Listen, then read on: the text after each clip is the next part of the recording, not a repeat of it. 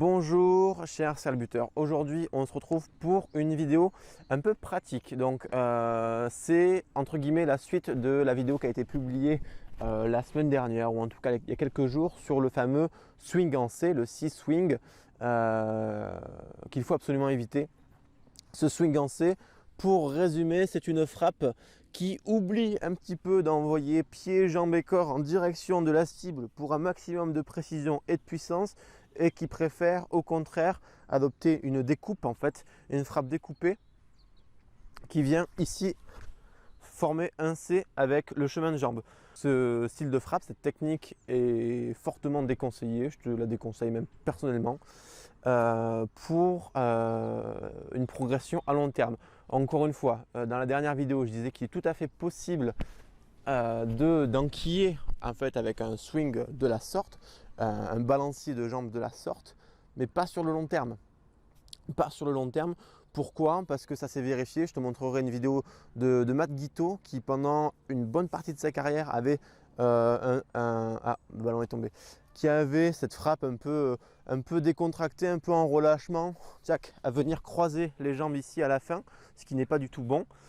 Et on a vu récemment lors de la Coupe du Monde, et notamment contre la France, et heureusement que ça s'est passé contre la France, parce que je pense que c'est ça, grâce à ça qu'on a gagné le premier match contre l'Argentine et qu'on s'est qualifié pour les quarts de finale. Les buteurs argentins avaient loupé 2 ou 3 coups de pied, au moins un de Sanchez, voire 2, et un de Bofelli tout à la fin, l'arrière, qui a pris un tir très longue distance. Donc pourquoi les Argentins, pourquoi je me polarise sur les Argentins? Parce que moi j'ai l'impression que cette frappe en C ressemble à une frappe un peu en toute décontraction, et parfois une frappe un peu de footballeur. C'est-à-dire de venir buter sans trop de soucis, et hop, de découper, tchac, ici là. Là je le fais mal parce que je suis pas en crampon, j'ai pas envie de glisser, mais de venir tchac, ici, tout tranquillement. Taper en oubliant de traverser, juste voilà, on laisse faire un peu corporellement. Donc on va venir m'objecter que Boxis bute comme ça, mais pour moi Boxis c'est un peu l'exception qui confirme la règle, et lui aussi a eu des tirs de la gagne loupés. Je ne vais pas revenir dessus, Boxis c'est un joueur que j'apprécie tout particulièrement depuis très longtemps, mais ce swing en C doit être grandement évité. Et donc je parlais des Argentins parce que on rattache les joueurs argentins, l'Argentine, à la culture un peu latine en décontraction. Et il faut savoir que le football occupe une grande place en Argentine. C'est le sport phare. Certains parlent de sport religion pour ce pays-là. Et donc ça leur a coûté cher. Je vais vous montrer une photo, une capture d'écran de Bofelli, et vous allez très vite voir ce qui cloche. Ce qui cloche, c'est que le pied est complètement sur le côté et que la posture, le torse se rentre complètement après les poteaux, au lieu d'avoir une jambe en direction du poteau du milieu et un buste qui se rentre après la frappe, encore une fois vers les poteaux et la cible et ce poteau du milieu.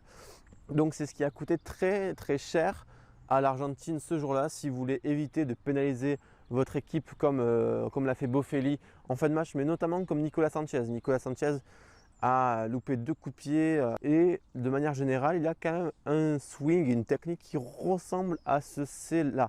Il en fait quelque chose de plutôt performant la plupart du temps, mais là sur un match coup près, ça a fait défaut. Donc prenez pas le risque, essayez le plus possible d'appliquer ce G-swing, même s'il n'est pas parfait. Encore une fois, dans la dernière vidéo, dans la précédente vidéo, je disais qu'on ne pouvait pas faire un swing en J absolument parfait, que parfois on finissait un peu sur le côté, c'est normal. Il y a un jeu de hanche, il y a un jeu de mouvement vers l'avant, c'est tout à fait classique. Évitez de découper de trop et évitez de finir sur les talons. C'est tout ce que je souhaitais vous dire pour aujourd'hui. Bon, je pense que les joueurs argentins ne verront pas cette vidéo, mais ça leur aurait fait peut-être du bien. Mais tant mieux pour la France, en tout cas, ce premier match de Coupe du Monde. Voilà, je te remercie pour ton visionnage. N'hésite pas à mettre un like, un commentaire, un partage. Ça me ferait très plaisir pour essayer de faire un peu plus connaître cette chaîne, pour agrandir la communauté des serial buteurs. En description, il y a toujours un lien vers 5 vidéos bonus exclusives et gratuites pour améliorer ta technique et ton approche du tir au but et du jeu au pied. Encore une fois, pour performer en match et devenir un serial buteur, un véritable sniper, le dimanche à 15 h. Voilà, tu peux cliquer sur ce lien, tu me laisses email, prénom, je t'envoie ces 5 vidéos directement dans ta boîte mail dans les 2 minutes qui suivent. C'était Vincent pour la chaîne Culture Rugby. À très bientôt. Ciao.